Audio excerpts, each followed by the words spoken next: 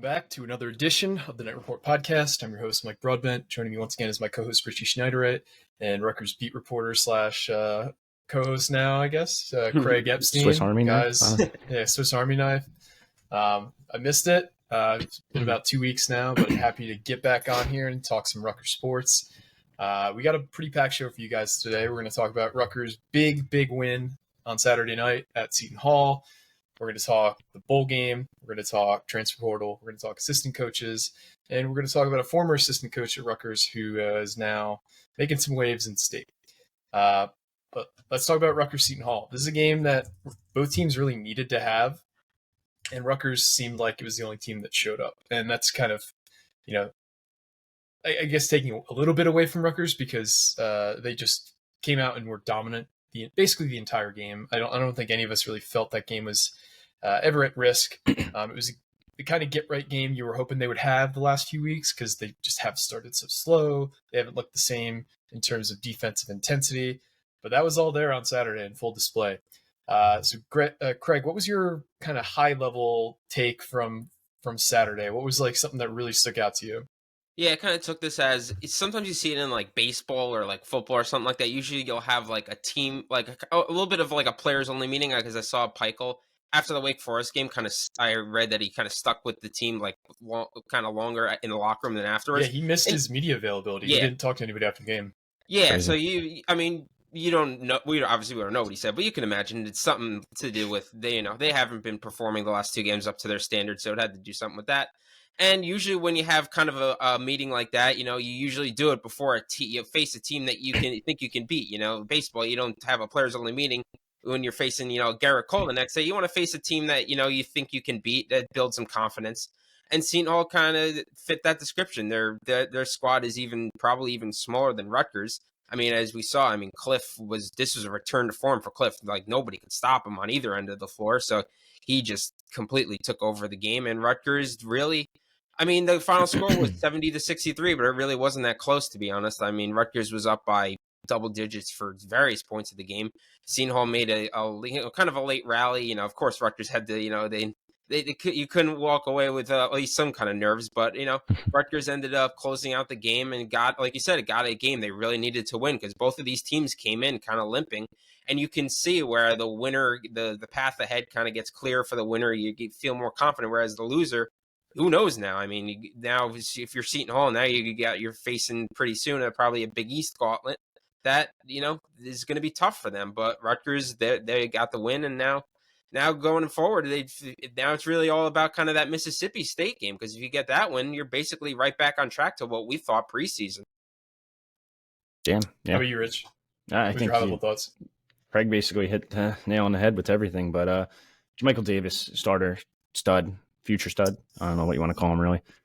But him making his first career start Saturday. Yep. Yeah. And someone said it best. And when those bright lights come on, the stars come out, and he basically is becoming a star. He's a budding star now.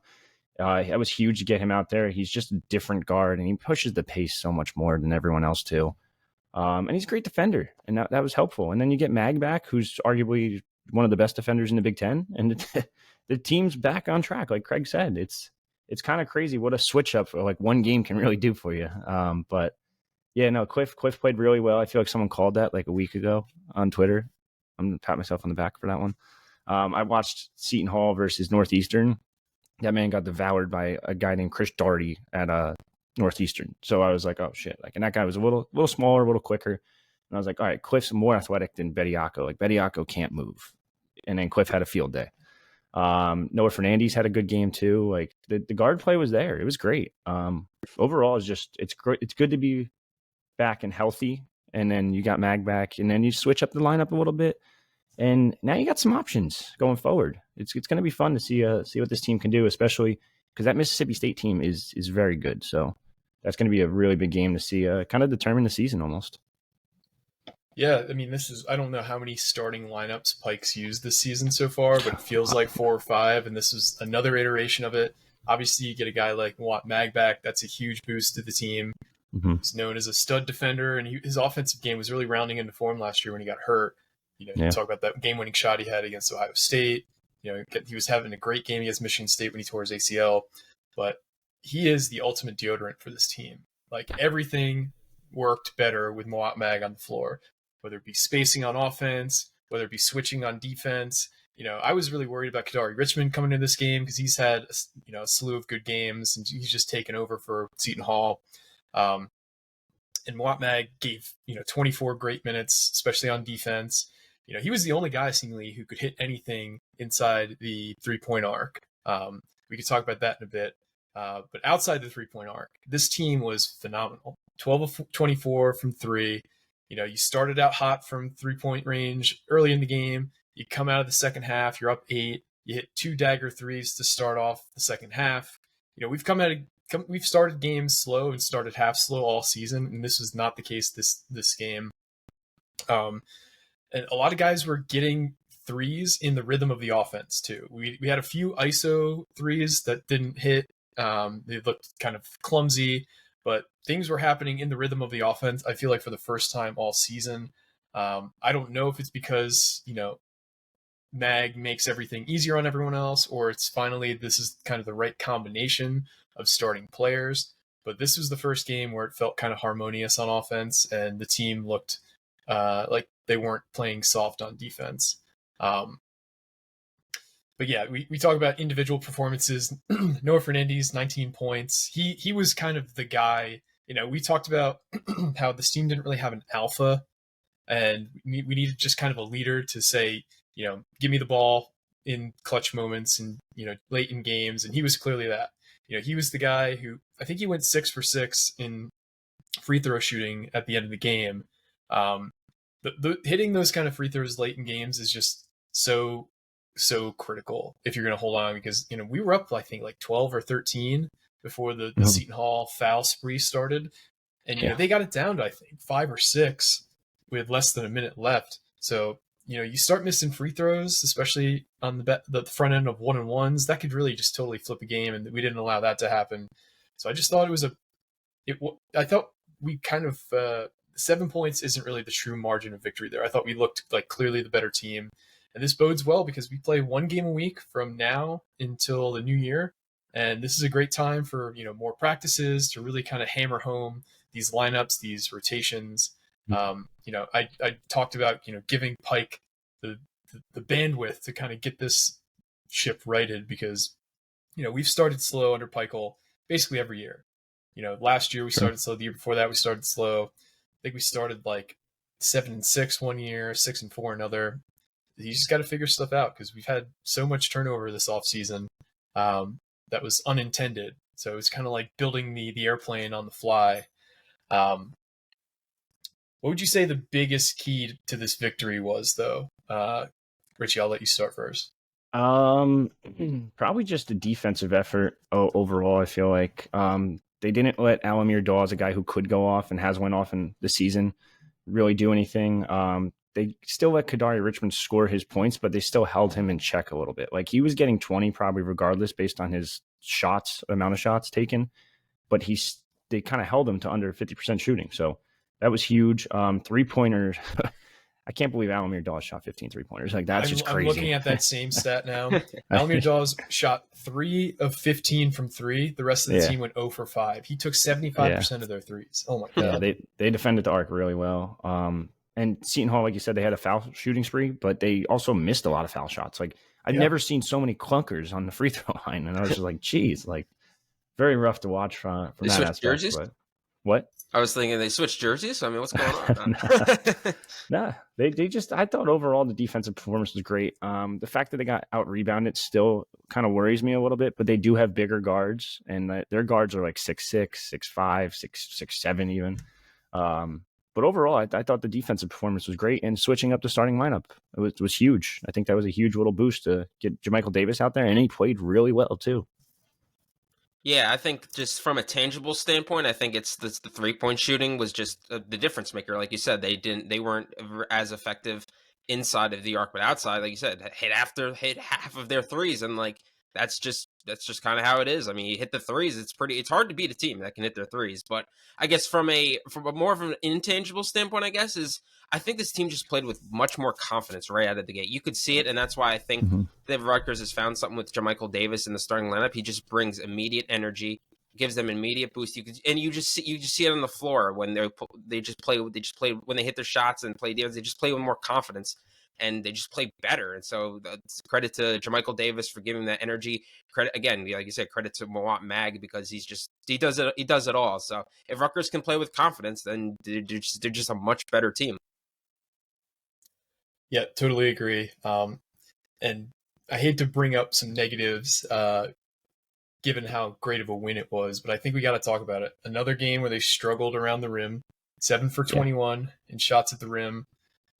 Some of these just feel like bad luck and the worm has to turn. Others, it just seems like they're rushing shots. They're not putting themselves in good position. And it wasn't Cliff this time. Cliff had a great game overall, both offensively and defensively. More so defensively because he was altering so many shots at the rim. He had 7 blocks. He had 11 rebounds. 13 rebounds, 11 points. But it was everybody else. Like, you have Noah Fernandes going 2 for 5 at the rim. You have Mawot Mag going 1 for 4. You have, just the team in general looking like they should be making more of these bunnies around the rim. And I think they'll figure it out. Rutgers had the same problem last year, and I thought they'd figure it out and never really came to turn. But they gotta figure it out. I'm speaking out of both sides of my mouth here, but like you gotta hit shots at the rim. Like you're not gonna shoot 50% from 3 all the time, and they only won by 7. Yeah, the thing that worries me about that is the fact that they're kind of undersized. The guards are a little undersized, to be honest. Like obviously we've seen Derek and Noah and Jermichael. They're not exactly the biggest guards, and that's probably contributes why they get to the rim and they kind of get blocked or miss layups, and that is a part. That is a part. That's why they do need to shoot. Like they might not shoot every game like this from 3, but they need to shoot well from outside. Otherwise, it could be a long day for them. Yeah, the 5 of 19 on layups it's just inexcusable again. I don't know. You got to do something better there. I think Mag coming back will help a little bit with that, but like you said, the guards are small, and I get it. You just can't be afraid of that contact. You got to go up and just get the foul at the very least. Yeah, absolutely. Like I said, Rutgers has a fairly light schedule in terms of volume in the next few weeks. They play Long Island on Saturday at 1 p.m. Then they have the neutral site game versus Mississippi State the 23rd, and then they have Stonehill on the 30th before they enter into Big Ten play. Mm-hmm. I mean, this is a team that could be 9-3 at the end of the out of conference schedule, 9-2. I think so. I don't know who predicted 9-2 and who predicted 10-1. I know I predicted 10-1, which is obviously not going to happen at this point, but it's kind of right in line with roughly where we expect it to be. It's a bummer that we had 2 big losses in that time, but I truly feel like this was a get right game, and if they can get enough of the other issues resolved in practices, because they have probably 3 practices a week moving forward at least.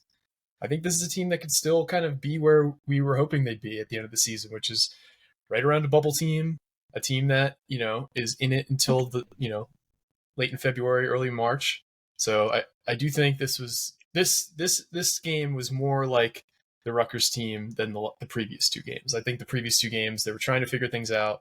Hell, I think last year they lost to Illinois by 35 early in the season, right around this time.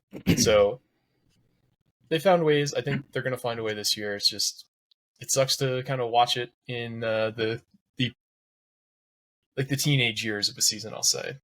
It's just awkward and tough to watch. Yeah. That Mississippi State game has a lot of tickets left still, too.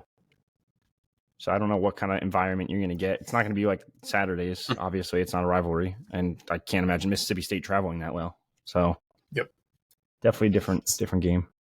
And I apologize, that was 2 years ago.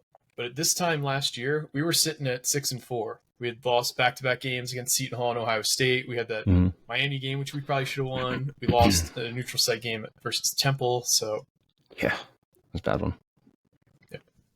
Oh yeah, that was the one in Vegas, right? Connecticut. Okay. Oh right. That was. Is it Mohegan Sun? It was at a casino though, so your mind was in the right place.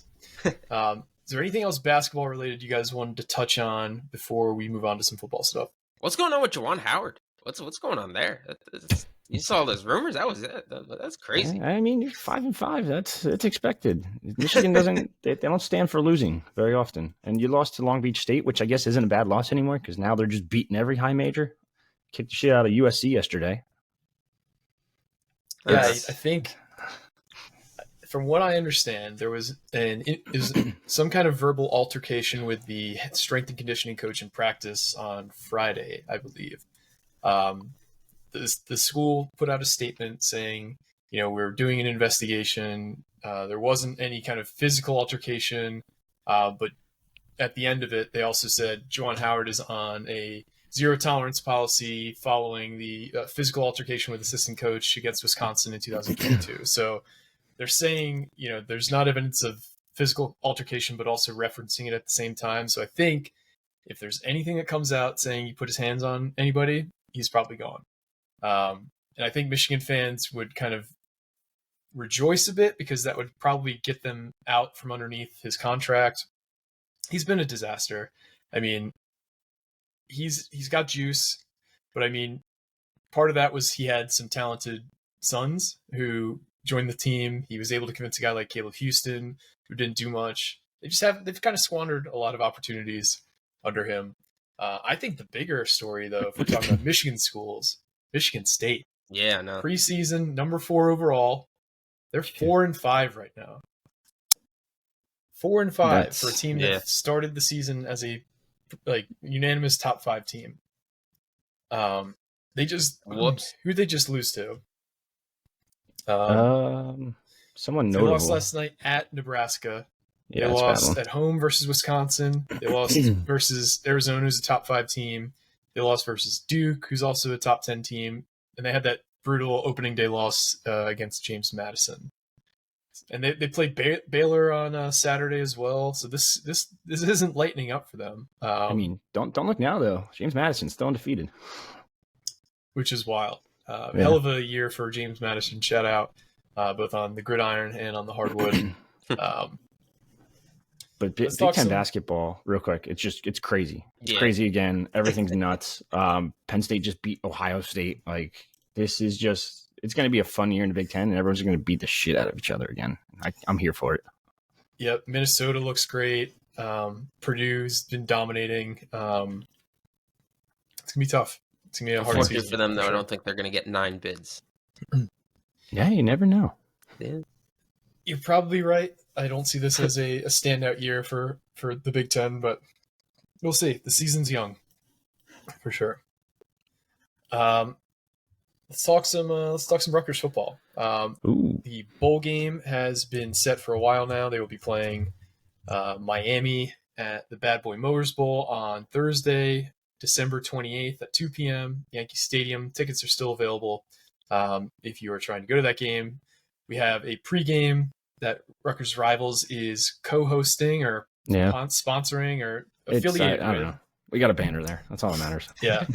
That's going to be run in conjunction with the Rutgers Alumni Association. That's going to be at Billy's. It starts at 10 a.m. on the 28th. Be there. The cheerleaders are going to be there. The band's going to be there. There's going to be special guests. It's going to be the place to be. So if you're trying to, and also you can't tailgate unless you want to get a big old fat ticket from the, the mall cops. $72 to be exact, and just I can talk from experience. So you're not allowed to tailgate in the lots. So don't make that mistake. Head down to Billy's. But let's talk about this game specifically. So Miami has had a bit of an exodus into the portal. They lost Tyler Van Dyke, who was at one point being talked about as like a first-round pick after his standout freshman year. He's in the portal. They've lost, their center. They've lost some receivers. They've lost some linebackers. Rutgers has only had one guy enter the NFL draft, which is Max Melton. What are you hearing on the Rutgers end about bowl availability for these players? Is there anybody we should expect to see versus not see? Sounds like everyone's playing. I know we're still waiting on 2 more decisions from Robert Longerbeam and Desmond Igmanosin. And people are panicking a little bit with Longerbeam for the sole fact that Fran recruited him. But he's fine. It sounds like he's coming back. He's going to play.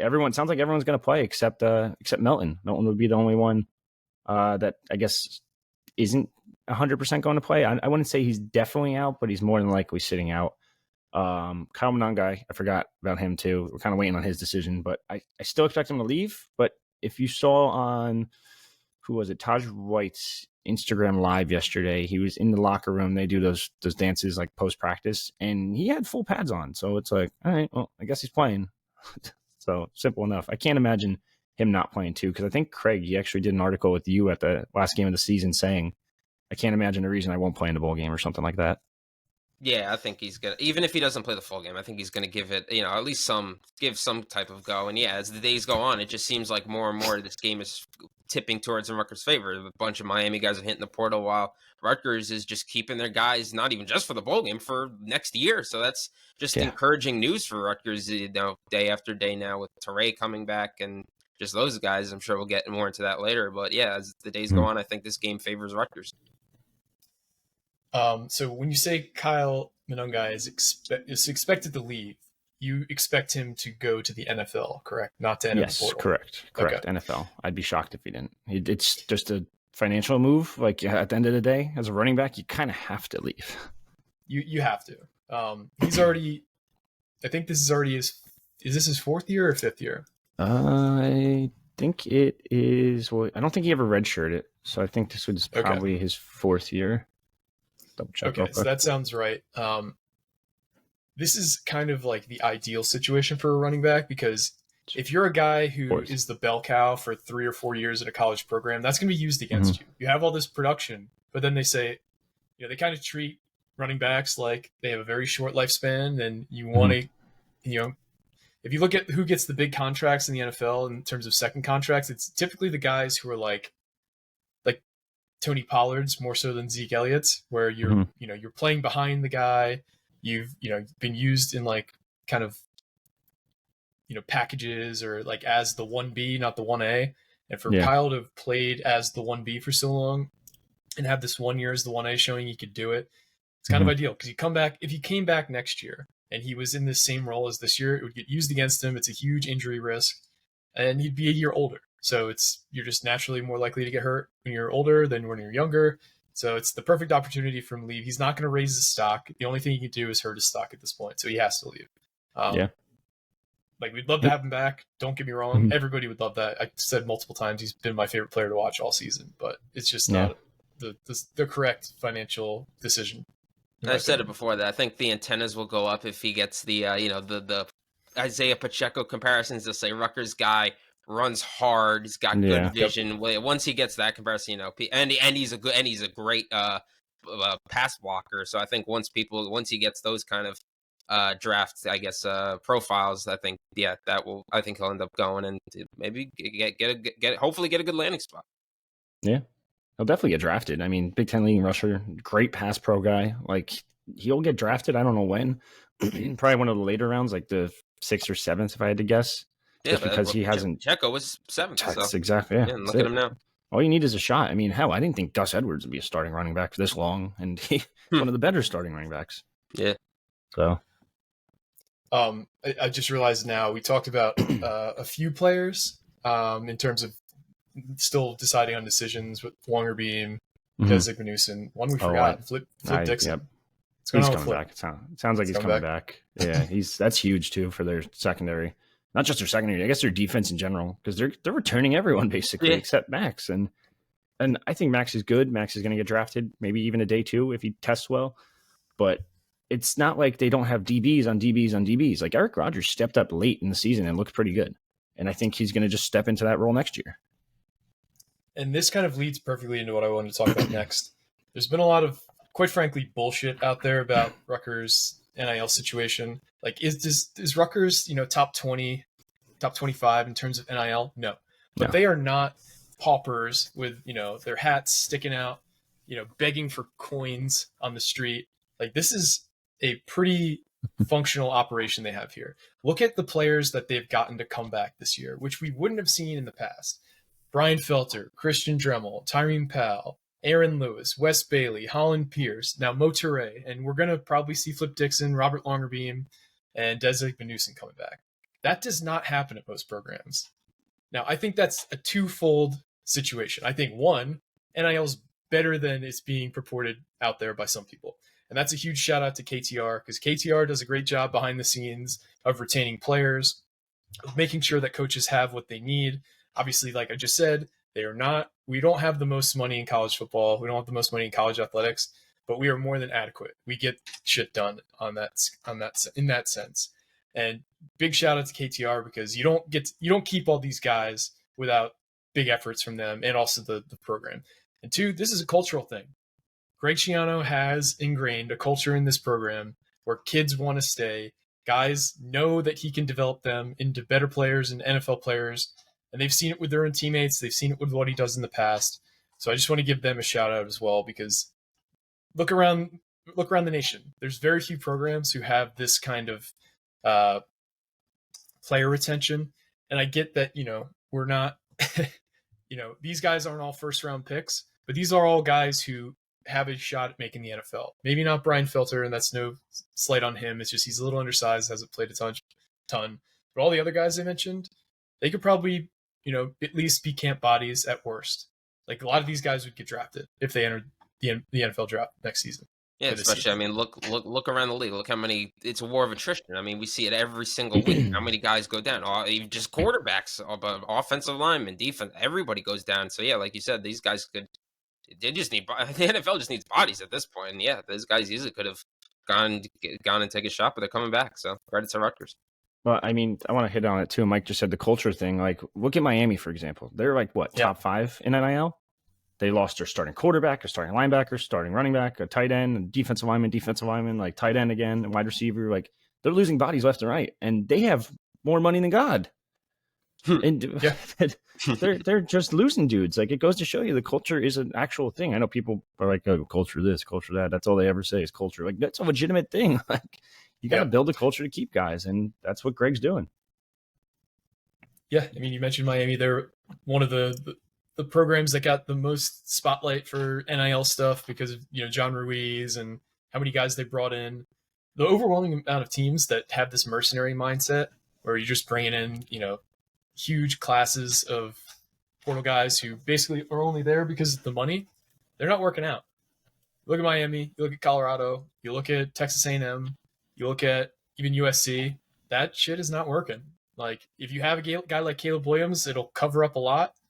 But in large part, that does not work. You need to supplement with the transfer portal, but it can't be the only way you bring in players. And especially if they're only coming because of the money, it's just never going to work. Hell, people are calling for Lincoln Riley's head. Like, I know. It's like, geez, dude. It's like, insane. That guy was just the best coach in college football down in Oklahoma like a couple years ago. Yeah, and it's crazy. Oklahoma's found a way to turn around under Venables, too. It's impressive. But this kind of leads into a conversation about the portal. Rutgers has made a handful of offers out there. A few guys I really liked, a few guys that I didn't really like, a few guys that were kind of off the radar in general. Only one of the guys they've offered so far is committed elsewhere. That's Jonathan Mendoza. He was the New York-based left tackle who has 1 year of eligibility left, formerly at Yale. He committed to Louisville this past weekend. What's going on with Rutgers in the portal? It doesn't seem like there's been a lot of momentum. We've talked about it off the pod, but things are kind of getting to the point where if you don't get them on campus now, you got to wait till after the holidays. Yeah. This weekend's the last visit weekend until January 5th or 6th or something like that. Might even be the 4th, actually. But dead period's in effect for transfers, too. It's not just high school kids. Signing day is coming up, so that's usually why they do the dead period now. So it gives you kids a couple days after visits to kind of settle down and figure out what they're doing. Are they signing? Are they not? Blah, blah. Are they committing? Are they not? Blah, blah, blah. But in terms of the portal stuff, like it's mostly been linemen on both sides of the ball. But there's only like 2 I'm really keeping a close eye on, and that's Jalen Travis out of Princeton, who was recruited to Princeton by Ulrich, current tight ends coach Andy Ulrich. He was the OC there / O-line coach when they recruited him. He also has connections to a couple other guys. Kirk Shiraka was the only Power 5 offer to offer him out of high school down over at Minnesota. And then the assistant strength and conditioning coach at Rutgers, Mike Tufo, was the head strength and conditioning coach at Princeton. And he's very close with him. And it's a big reason why Jalen kind of was able to shift his body. I think he was only like 260 coming out of high school. And now he's at 305. So That's significant. And then the other guy I'm keeping an eye on is Kevin Wigginton. Hun School. Hun School has been very good to Rutgers since Greg's been back. He's in the portal from Michigan State. He's a guard too, which they desperately need on the other side because Felter seems to have locked up that one spot now. Now they just have an opening on the other side at both tackle and guard. So I think those are the only two names I'm really keeping a close eye on. There's others too. Like there's been one wide receiver offer in Dymere Miller from Monmouth, but he was at Texas Tech this weekend. Joey Slackman's probably like the top defensive tackle in the portal. So I'm just going to go ahead and probably say no. He's got like 30 plus offers. Anthony Johnson's a new one. I don't really know much about him yet out of Youngstown State. Defensive tackle as well. And then Tyler Neville, Harvard tight end. They definitely need a tight end body. And I think he was one of the better blocking tight ends in college football last year. So it just seems like they're not going to kick the tires on Justin Jolly, which is kind of like a little annoying. It's very annoying. This is a guy who was a freshman All-American last year at UConn. This year, he didn't have quite the same accolades, but he was producing. He was the top receiver at tight end. If you look at some of the games he had, they went down to Knoxville and played Tennessee. While they got blown out, he had 8 catches for 90 yards. He was a guy that, if you look at Tennessee after that game, they basically didn't even want to let him leave Knoxville. They all were like, that was an SEC player. We should go after him in the portal. We should, already, leave him a bag of money in his hotel. This is a guy Rutgers isn't even seemingly pursuing, even though he is from the area. He went to Iona Prep. He was Johnny Shepard's leading receiver when Johnny was a junior and he was a senior. Yeah. It makes no sense. Why are you not offering him? And I think the staff has some aversions to making offers to guys if they don't think it's likely they'll land him, which I think is not the way you want to pursue things. Like it's just like a volume game in general. You're not going to land most of the guys you offer. But you have to kind of make that offer to even be in the race. It's like they've declined to even step up and take an at bat because they don't want to potentially strike out. Like there's no way you're going to score any runs unless you actually step up to the plate. So I think it's kind of insane that they're not offering that kid who has ties both locally and to the program directly with some friends. And there's a few Iona Prep guys in the portal right now. But I don't know. That one really annoys me. They've only made like 6 or 7 offers total in the portal so far. It doesn't seem like they're able to handle all these different things at once, like the bowl game prep, the NIL stuff, the portal, high school, even high school, closing out that class, getting kids on campus. Like everything is just such a hyper sped up timeline in the portal. Like most of these guys go from, maybe they have a pre-existing relationship. They go from the offer to the visit to the commitment, sometimes in a week. So if you're not getting in on them in that time frame, you're not going to get them. That's just the way it is. So, a guy like Dymere Miller, they haven't gotten on campus yet. He's, from Coatesville, PA. He went to high school with the Young brothers. He's a legit track guy. Even the Young brothers were part of a 4x100 relay team that I think won states their senior year in PA. And he just totally dominated this year. He was the leading receiver in the FCS. He was the number one rated receiver on PFF. Like everything about this guy screams, do everything you can to land him. And they're not even able to get him on campus. He visited Texas Tech this past weekend. They have to be more active in the portal. That's plain and simple. This is the 4th straight year now, whatever it is, that we're, trying to will them into being more active in the portal. But it doesn't seem to be working. He has the FCS record for most receiving yards in a season and most receiving yards per game. FCS record holder. And people on our boards are like, I don't know if he can play at this level. And I'm like, what? What? Yeah, I think that's just a blanket statement from most fans who don't really want to go beyond like the where did he play, Power 5 kind of stuff. Like, I get that this is anecdotal, but like, do you know where the leading rusher from the SEC was at previous to Missouri? No, but it was low level, wasn't it? I don't either. He played in D2. the leading receiver from the SEC was a D2 transfer portal guy. And again, anecdotal, but that just shows like it doesn't matter where you play. If you can play, you can play. And that's where the evaluation comes in. So anytime people just like dismiss a guy because they played at a lower level, I think is just lazy. But obviously they're playing at a lower level for a reason. But I challenge you to think of it like this. Richie, what was the average class size before the transfer portal for high school recruiting? Probably 25, 25. Yeah, around there. What's the average class size right now?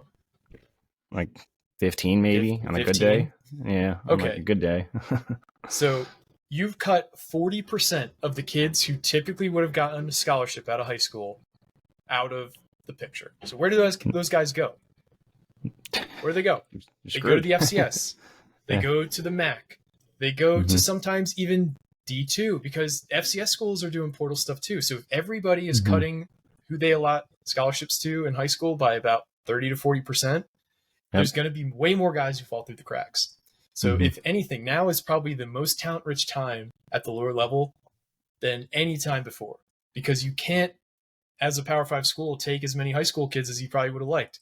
And just think of all the guys at Rutgers even who got late scholarship offers, who were like the last guy in the class. That was like the running thing for a while, is like almost every guy Shiano would take as like the last kid in the class or, you know, a late addition would end up being pretty big contributors. Like, I know Ron Geralt comes to mind, the safety from his first time around who ended up starting for 3 years.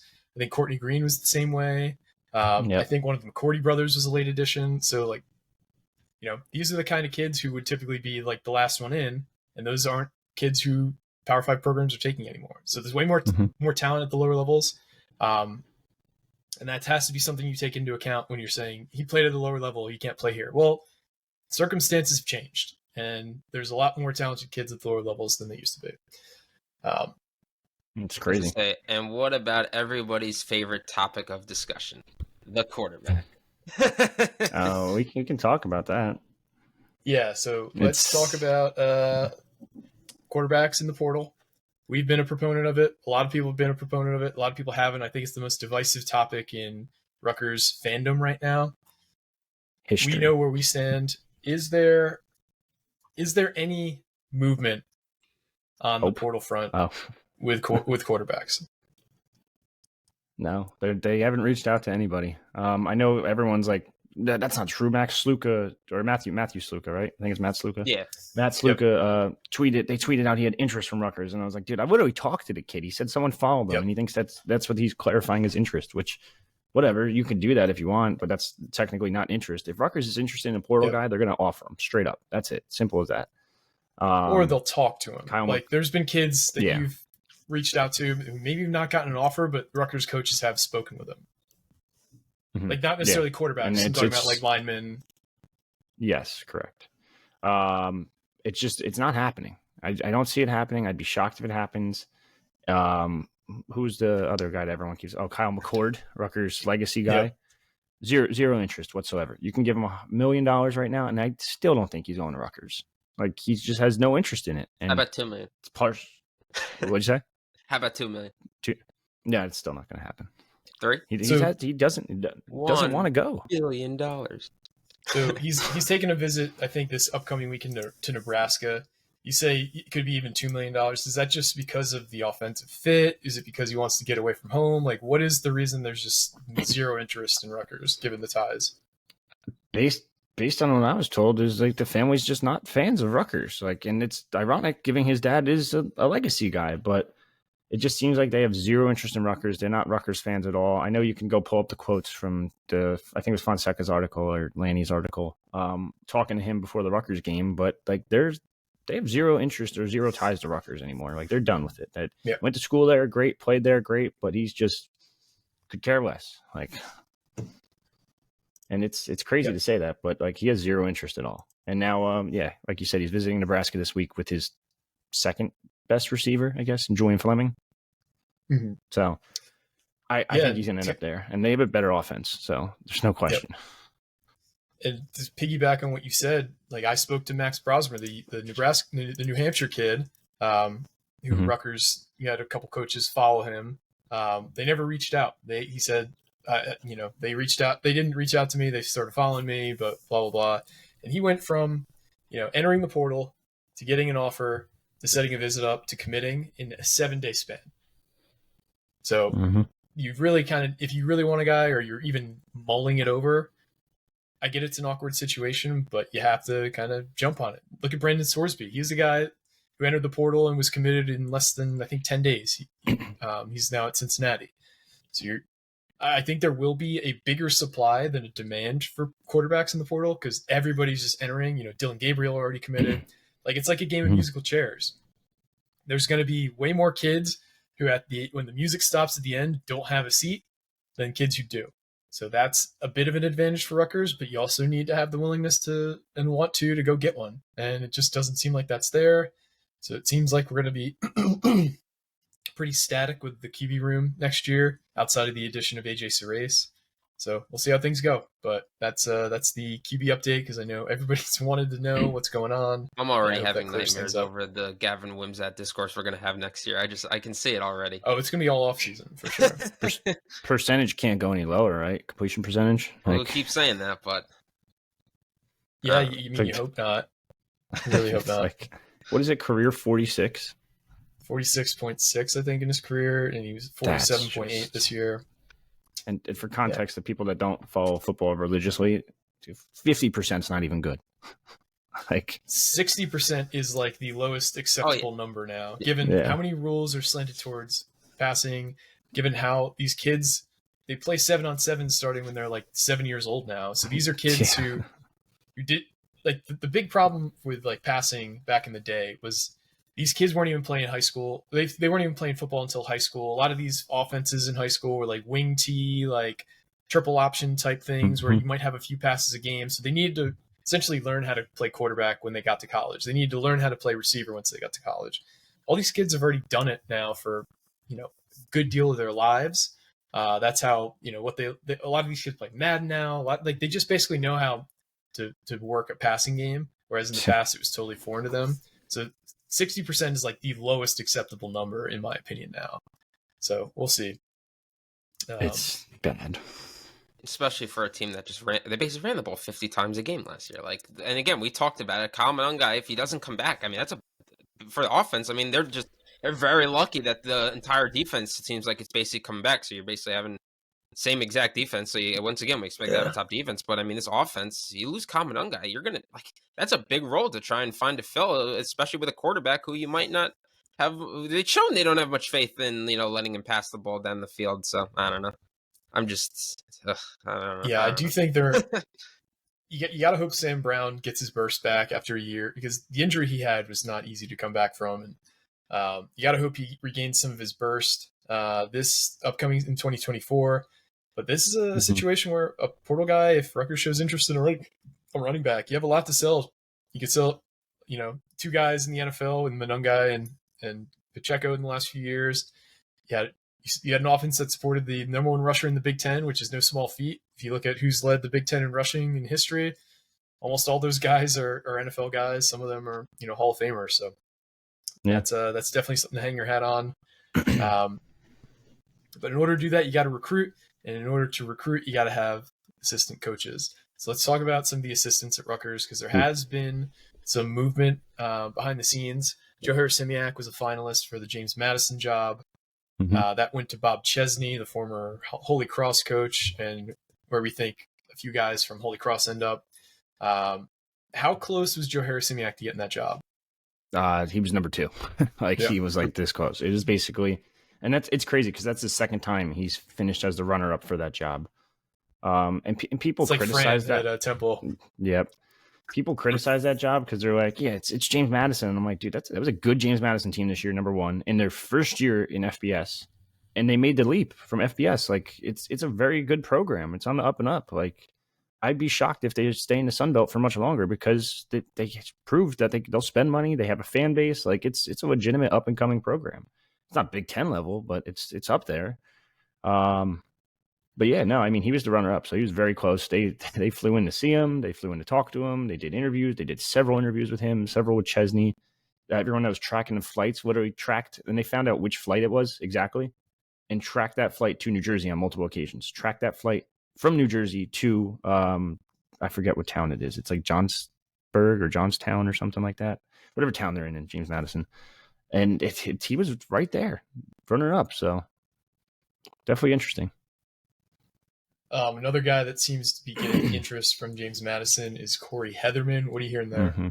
So Corey Heatherman is supposedly their top target per our James Madison guy, because we have one of those in our network, which again goes to show you that there is a fan base. Like, but yeah, no, he was the defensive coordinator 2017 to 19 at James Madison, I think it was. I'm looking at it now. 2019 to 2021, James Madison's defensive coordinator, and they loved him. He ran a hell of a defense, one of the better defenses in the FCS. Now, for him to do that and leave for Rutgers to the linebackers job, for him to go back, it's a totally different job now. Like I said, they made the leap from FCS to FBS, so it's a legitimate defensive coordinator position too. And now they're paying more too. Like Heatherman's contract ends in February, and he was making $300K, or he's actually made $300K this past season, $275 the year before that. I'd say a bump in pay to like $500 to $600 plus the defensive coordinator role. It's hard to turn down because I don't know if Rutgers is going to pay that for a linebackers coach. Yeah, I don't think they will either. He's been fantastic as the linebackers coach. It's been great. It was one of the biggest weaknesses on the team prior to him getting here. He turned Deion Jennings from just an average player into, one of the best linebackers in the Big Ten. He helped develop Tyreen Powell from a raw player into arguably the best player on the team. And then you saw Mo Toure. He was an undersized edge rusher who kind of didn't really have a position, and he was able to help transform him into a legit off-ball linebacker and one of the best in the Big Ten. So losing him would be a big blow in my opinion. But that's the kind of thing, like, while it sucks to lose talented coaches, it's ultimately a good thing for the health of the program. If nobody wants your coaches, that's kind of an indictment that you're not doing things well. It'll help Greg attract better candidates for every position if you're, elevating guys' jobs. If you're going from a position coach to a coordinator to a head coach, it sucks in the moment, but ultimately it's good for the health of the program.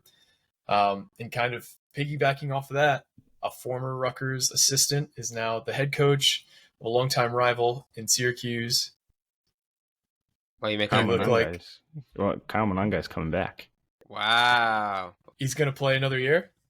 Yeah. Wow. Yeah. Okay, so breaking news on the pod. We'll have this out probably by midday, but Kyle Monangai is returning to Rutgers football for the 2024 Everything season. I just said about 10 seconds ago, just completely disregard. This is wild. So we've had some breaking news, quote unquote, on the pod before, but none this monumental.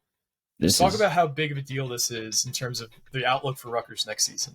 It's such a big deal. I might have to edit this pod and put this first. But no, in reality, this is huge for Rutgers. That's the Big Ten's leading rusher, and it was the lifeblood of your offense, literally.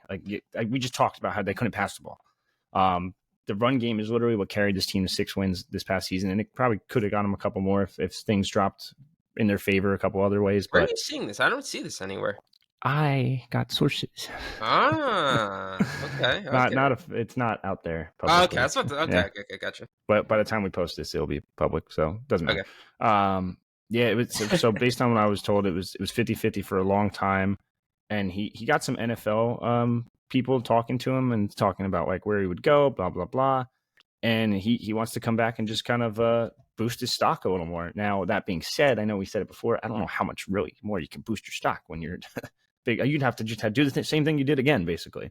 But again, that hurts your running back lifespan too. So, but no, this is huge for Rutgers. This is ginormous, and I just very impressed that they were able to pull this off. And it goes back to the KTR talk. NIL had to play a factor here. I'd be shocked if it didn't. And KTR has just been amazing in terms of retaining players. And like you said, culture too with Greg and the staff. This is just a very, very big win for Rutgers. And honestly, the way the offseason played out so far, you could not have asked for it any better way. Yeah, I mean, Absolutely. I was going to say, though, we talked about in the past that he wasn't going to be a practice squad player, but even practice squad players make decent money. And at the very least, I think Monangai would have at least been, if anything, a free agent, a undrafted free agent, and then you can just pick your spot. You can go play with Isaiah Pacheco if you want again. So just the fact that fact that he chose to come back, I'm surprised. But from a Rutgers standpoint, that's very encouraging news. Again, like you said, Big Ten leading rusher. Really, well, he was your offense this year. He was the MVP. Like without him, you do not get the 6 wins. I don't know how many wins they would have gotten without him. So to bring him back, I mean, again, I'm not gonna go back on kind of my stance on the quarterback because I think now that's it's still the same standpoint. But and the fact that the next year, I think the schedule is easier than this year because again, the divisions are gone. They got to face the Ohio States. You don't have to face those those big boys now. It's more of the Big Ten West, like the Minnesotas, the Illinois.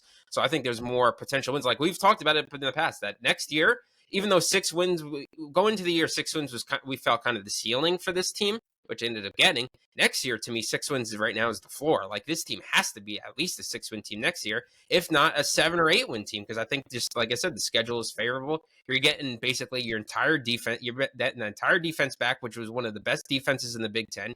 Now you're bringing back again the Big Ten leading rusher, a great player in Kyle Monangai. I would just hate to think that a potentially really historic season could be ruined by just bad quarterback play. That's why it's like it's such an easy sell now. Now you could go in the portal and be like, hey, dude, Big Ten leading rusher. Like, I'm not asking you to go crazy. I just need you to hit 55% of your passes, and that's all I need from you. And you got the offensive line back too. So for the most part, we don't need the tight window throws, like you said. We just need the gimmies, the wide open receivers to just get hit. I have this crazy construction going on in my background now that just started. So when'd you get a woodpecker? Yeah, so I'm going to try and keep muted as much as I can. Sorry for the sound guys, but obviously this is huge news that will continue to kind of get developed over the next days and coming days and weeks. Awesome news for the outlook next season. I still feel the same way as I did earlier in the pod, but awesome news for Rutgers' outlook next year. Talk about the waves that Fran Brown is making at Syracuse. A lot of people have asked about that. A lot of people were disappointed that Rutgers didn't give him the DC job a few years ago. I'm not. But talk about how big of a deal this will be, at least for the next few years, for Fran in the recruiting sense. So it's definitely going to be a pain in the neck for Rutgers. There's no secret to it. I mean, look at what he's doing already. He flipped 3 New Jersey kids yesterday. Yesterday, yeah. Yasin Willis, a guy that we've talked about a lot, that was heavily considering Rutgers. The state's top prospect, Yasin Willis, has flipped to Syracuse from Pittsburgh. Texas A&M wide receiver Jalen Hornsby's flipped from Syracuse or from A&M to Syracuse. Jahid Lassane Jr. out of Irvington literally was a Kent State commit, flipped to Syracuse. Rutgers had an offensive line or defensive lineman from Irvington in Murad Watson, had an in-home on Monday, scheduled the official visit the next day. Fran came in on Thursday, and he canceled his Rutgers visit and then said, I'm going to Syracuse this weekend. And it's like it's going to be a pain in the ass, especially this offseason, because they haven't gotten the coaching yet. So no one really knows if they're good or bad not. But that new swag, that new coach juice is like, that's a thing. Like, it's going to have, they just had, ironically, because it's Syracuse, they have a lot of juice. Like, they have a lot of orange juice too. But they're just, that was bad. That was a bad joke. But yeah, no, joke. It's bad, but it's good at the same time. Yeah. I rethought about it when I said it. I was like, damn, that was rough. But yeah, no, they had a 5-star on campus this weekend in KJ Bolden, the Florida State commit. The Emmanuel Ross is number 7 in New Jersey, Red Bank Catholic, Stanford commit, probably going to flip. King Joseph Edwards, a 4-star down in Georgia, defensive end, probably going to commit there. Former Virginia Tech commit, I think he was. They also had a 4-star in top 200 guy from Coy Beasley, who's committed to Purdue.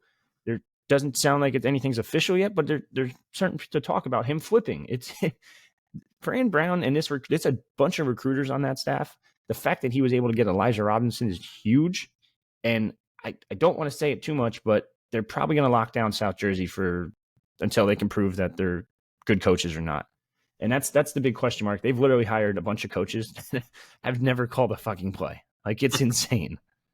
Wide receivers coach, I forget who they just hired. They hired someone that was notable recently. Ross Douglas, the former Rutgers guy. Yeah. Who's never called a play.